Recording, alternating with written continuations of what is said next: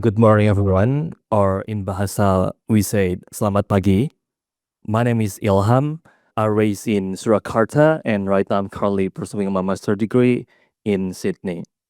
My specialization is strategy innovation management with minor in marketing and a huge passion in governance strategy. I'm also like an elected council in Sydney University Postgraduate Representative Associations for 2025 until 2026. I feel like I need to put emphasis in some of my backgrounds here because I just want to let you guys know that I'm not a really technical guy. So I would say that I will bring a different perspective in the icon world from like a different backgrounds. So bear with me with that one. I'm here speaking as a person who were born and raised in Southeast Asia in Indonesia for years and years before studying abroad. And without further ado, let's go straight into it. This is the overview of content that I brought up here. Yesterday, we got a chance to talk with some of the board members and the CFO, and I quote some of the statement from them that the presence of diverse multi-stakeholder will create more inclusive ICANN ecosystem. Because at first I was still confused whether if you're like a not really technical person, would you be able to fit in into ICANN world or not? Even though we try to bring a diverse background and everything, but at the beginning I was still confused, but I starting to know more and more believe that there is actually like space for you to contribute in this community. And also I attend one of the ICANN annual strategy review, and I put emphasis that they also include that under the MSM community growth structures, which basically it stated the importance of knowledge transfer to the younger generations. And that's not related, but it comes up to my mind that a lot of like my Southeast Asian mates in Australia or in every part of the Southeast Asian, there aren't a lot of people that know about ICANN just yet, let alone what we are doing here. So that's why I bring up about perspective from Southeast Asia, just to raise awareness to more broader audience before we moving into active and strong engagement with ICANN itself. And I also quoted from the vice president planning and senior manager planning of ICANN, so I got a better understand of, oh, okay, this matter is also quite important in this ICANN world right now. So the reason why I choose to focus and put emphasis in the Southeast Asian part, because as I said before, I was born and raised in Indonesia. I have quite a few people that choose me as a elected council who were born and raised in Southeast Asia as well. And I did unofficial research to some of the mates in my uni that none of them actually know about ICANN, which is quite surprising for me. But yeah, it's an unofficial research, so I can't really show you the data. But this is the data that I have. So Southeast Asia is like one of the fastest growing internet regions. I quoted based from the World Economic Forum in 2023. And then the majority of users of internet are young generations. It's based on the good stats data in 2025, and it's over 60% in Indonesia, which is the combinations of millennial and Gen Z.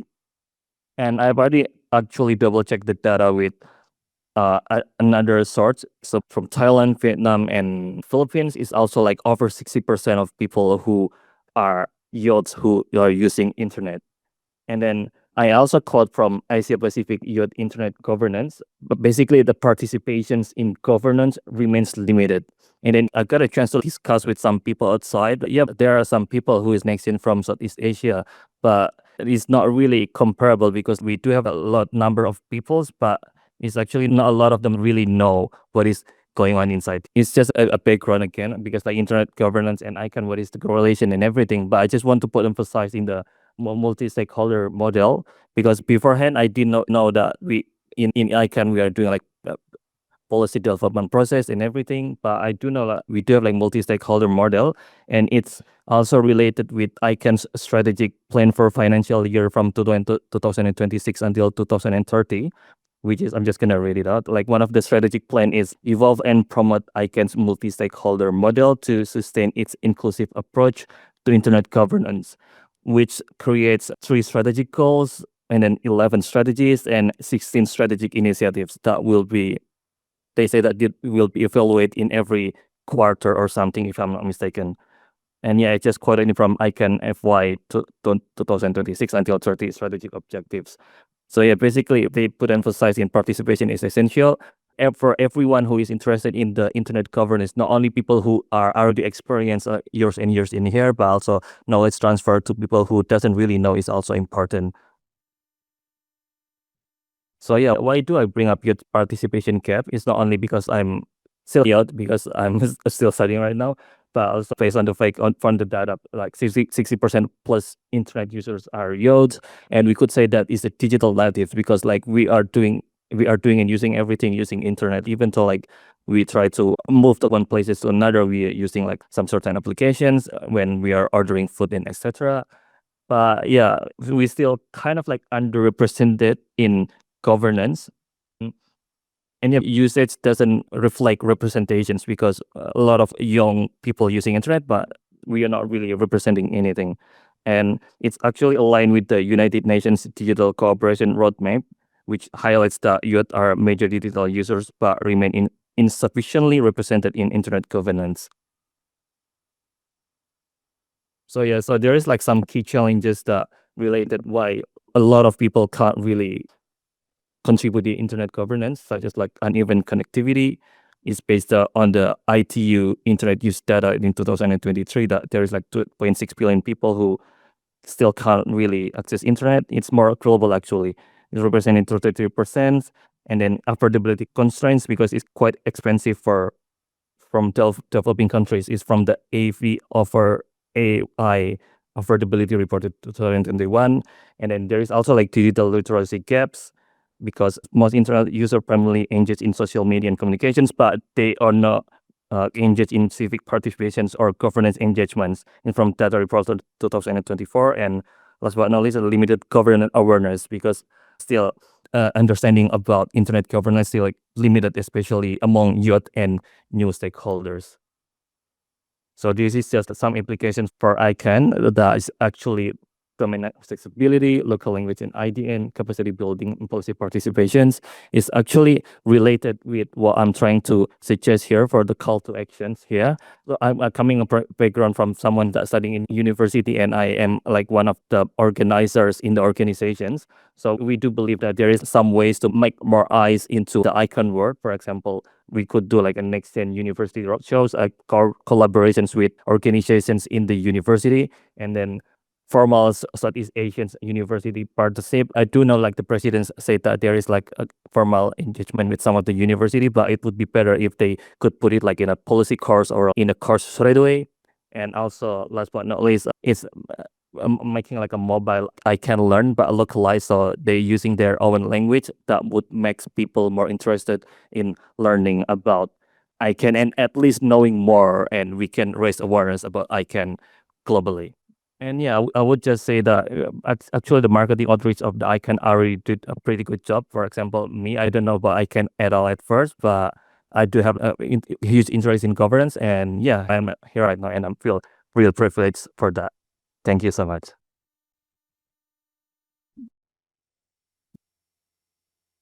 Thank you. Thank you so much, Ilham. Any questions for him in the room? Oh, Barnabas. Is not really a question. I would love to say his presentation was nice. It's slightly similar to what I did during my NextGen presentation. So I actually feel great that there is someone else who thought of the same and has put some more emphasis on it. About the NextGen University roadshows, probably I would advise you based on ICANN, should I say, community in your region. For example, in my region, I'm currently trying to organize university events to help students learn about ICANN, so you can get some representatives of ICANN in your region and you could organize this. Thank you. Yeah, definitely. I think that's a good idea because I haven't been able to connect with the people that, because I'm in a different situation, right? Because I'm like from Indonesia, but currently studying in Australia. So I think I need to connect with the people around the Sydney. And then because until now, I haven't seen the actions happens just yet. But yeah, it could definitely be a good thing for the ICANN team in Sydney or in Australia in general to be able to, go to the university and telling more to the people there about ICANN world. Thank you. Let's connect together after this session and I'll point you to the right person. No, yeah, that would be really great. Thank you. Dana, please go ahead. Dana Kramer from Toronto Metropolitan University, and I also lead Canada's Youth IGF. I'm very into the youth engagement space, and one thing that's become apparent over the past few years is that every stakeholder group, regardless of if it's a CCTLD, if it's civil society, private sector, international orgs, you have a lot of diversity in all these groups. And one of those key diversity markers is economic capacity and financial self-sustainability. Within the youth stakeholder identity, though, there is a higher level of difficulties for financial capacity because youth initiatives don't always have an ability to have a business model. They can't rely on treasuries by countries through taxation. And there's also two different problems in that there's mandate issues. Finally, also, to even be able to try to create financial sustainability, you usually need the same people who are going to be kind of around, which is when you're a youth, you're going to age out of that identity. And so I'm wondering from your presentation on trying to have this increased youth representation and meaningful engagement, how do you get over the financial capacity? And how do you create more financial resiliency and financial sustainability for youth engagement? Because current programs are rather sporadic in this front. I think ICANN is probably the global leading example of having newcomer programs which meaningfully allow youth to participate. When you look in comparison, for example, to the IGF or different initiatives now on AI governance at the IT, they're incredibly restrictive of who gets to participate, capping youth at certain age benchmarks based off of no logic or sense or bottom-up development, as well as two, you see certain regions completely excluded from programs, which reduces that diversity for meaningful collaboration.